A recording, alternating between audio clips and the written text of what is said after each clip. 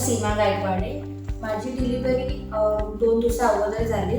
त्यावेळेस माझी normal delivery होती आणि बेबी माझा एकदम छान होता, हेल्दी होता। सकाळपासून संध्याकाळपर्यंत ओके सगळं त्याचं होतं। अचानक त्याने फीडिंगच्या नंतर ब्लडिंगची वॉमिटिंग केली। वॉमिटिंग केल्यानंतर आम्ही खूप घाबरलो। घाबरल्यानंतर आम्हाला आमच्या डॉक्टरने जिथे पाठवलं, ज्या हॉस्पिटलला रेफर केलेलं, तिथे आम्ही गेलो। तर बेबीला आता तर सर्व्हिस तर द्यावी लागेल, त्यासाठी मग आम्ही गेलो NICU तिथे आम्ही गेलेलो। तिथे आम्हाला डायरेक्टली 50,000 चार्जेस सांगितले।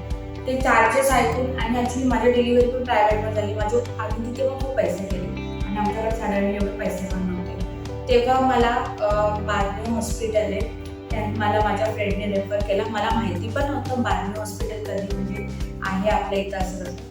तर मग त्यांनी मला रेफर केलं। तर मी आधी हे विचारलं की हॉस्पिटल कसं आहे, मी इमॅजिन केलं तर असं छोटं वगैरे। पण जेव्हा मी त्या हॉस्पिटलला आले आणि त्यांनी मला खूप कमी लो प्राईसमध्ये चार्जेस सांगितला आणि मी माझ्या बाळाची ट्रीटमेंट तिथे चांगली करू शकली, कारण की तिथे चार्जेस लो असल्यामुळे त्यासोबत स्टाफ पण जसे की तिथे ऑल स्टाफ ॲडमिनपासून तुम्ही बिलिंग काउंटरपासून हाऊसकीपिंगपासून मावशी लोक प्लस डॉक्टर सिस्टर असे एकदम फॅमिली मेंबर्ससारखे बिहेव करतात।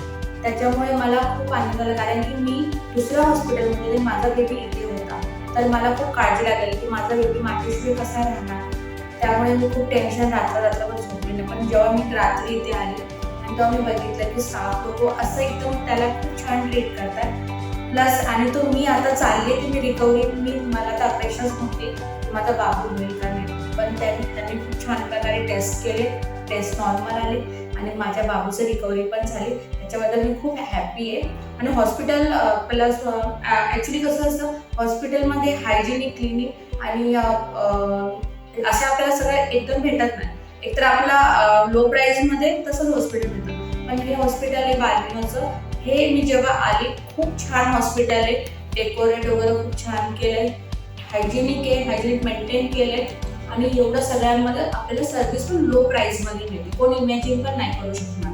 तर मग मला हे हॉस्पिटल आता खूप आवडले। तर मी सगळ्यांना रेकमेंड करणार, कारण की भरपूर जणांना ह्या हॉस्पिटलविषयी माहिती नाही। तर तुम्ही या, व्हिजिट करा फर्स्ट आणि मग तुम्ही सर्व्हिस बघा, नेक्स्ट टाइम तुम्ही पक्का येणार।